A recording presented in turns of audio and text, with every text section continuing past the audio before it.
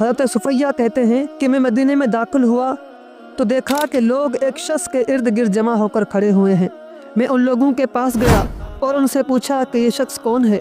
لوگوں نے کہا یہ راوی حدیث حضرت ابو ہریرہ رضی اللہ تعالیٰ عنہ ہے۔ میں ان کے پاس گیا اور ان کے سامنے جا کر بیٹھ گیا۔ میں نے ان کی خدمت میں عرض کی کہ مجھے آپ سے ایک سوال کرنا ہے۔ حضرت ابو ہریرہ رضی اللہ تعالیٰ عنہ نے کہا کیجئے، آپ کو کیا سوال کرنا ہے؟ حضرت صفیہ کہتے ہیں کہ میں نے عرض کی کہ مجھے کوئی ایسی حدیث بتائیے جسے آپ نے صلی اللہ علیہ وسلم سے سنا ہو اور اسے خوب سمجھا ہو۔ تو حضرت ابو ہریرہ رضی اللہ تعالیٰ عنہ نے فرمایا میں تمہیں ایک ایسی حدیث بتاتا ہوں جسے میں نے صلی اللہ علیہ وسلم سنا ہے۔ یہ کہتے ہی آپ بے ہوش ہو گئے۔ جب آپ ہوش میں آئے تو آپ نے فرمایا کہ یہ حدیث ایسی ہے جسے میں نے اس حال میں سنا کہ میرے اور رسول اللہ صلی اللہ علیہ وسلم کے علاوہ اس وقت کمرے میں کوئی اور موجود نہیں تھا۔ یہ کہہ کر آپ دوبارہ بے ہوش ہو گئے۔ اس سے آپ اندازہ لگائیں کہ یہ حدیث کتنی وحشتناک ہو سکتی ہے۔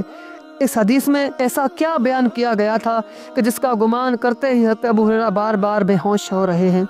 جب 3 بار بے ہوش ہونے کے بعد آپ کو ہوش آیا تو آپ نے کہا کہ میں اور رسول اللہ صلی اللہ علیہ وسلم کمرے میں موجود تھے کہ رسول اللہ صلی اللہ علیہ وسلم نے ارشاد فرمایا کہ روز قیامت اللہ تبارک و تعالی اپنے بندوں کا حساب و کتاب کرنے کے لیے رونق افروز ہوگا۔ سب سے پہلے ایک شہید کو آپ کے سامنے لایا جائے گا۔ اللہ تبارک و تعالی اسے سوال کرے گا کہ تم نے قرآن کو حفظ کیوں کیا؟ وہ عرض کرے گا یا رب ذوالجلال، میں نے قرآن کو اس لیے حفظ کیا کہ یہ تمہاری مقدس کتاب ہے، اسے تم نے اپنے پیغمبر پر نازل کیا اور یہ ہمارے لیے راہ ہدایت تھی، اس لیے میں نے اس کو یاد کیا۔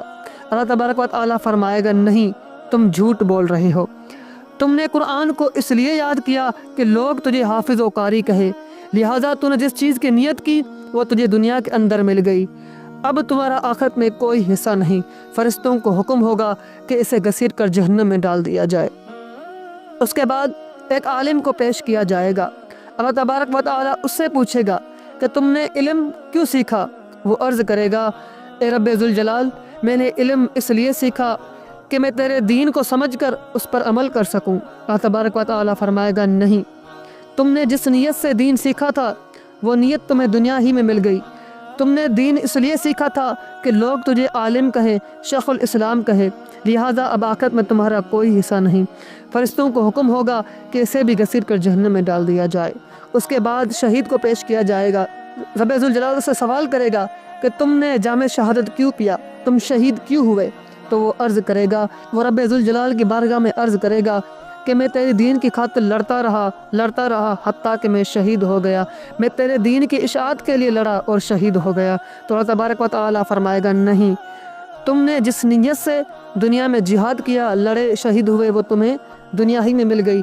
تم نے اس لیے جہاد کیا، تم اس لیے لڑے کہ لوگ تجھے بہادر کہیں، تمہیں مجاہد کہیں، اب آخرت میں تمہارا کوئی حصہ نہیں۔ فرشتوں کو حکم ہوگا کہ اسے بھی گھسیٹ کر جہنم میں ڈال دیا جائے۔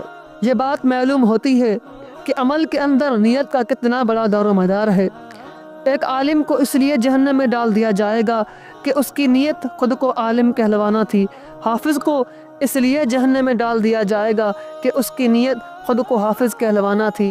شہید کو اس لیے جہنم میں ڈال دیا جائے گا کہ اس کی نیت خود کو شہید کہلوانا تھی۔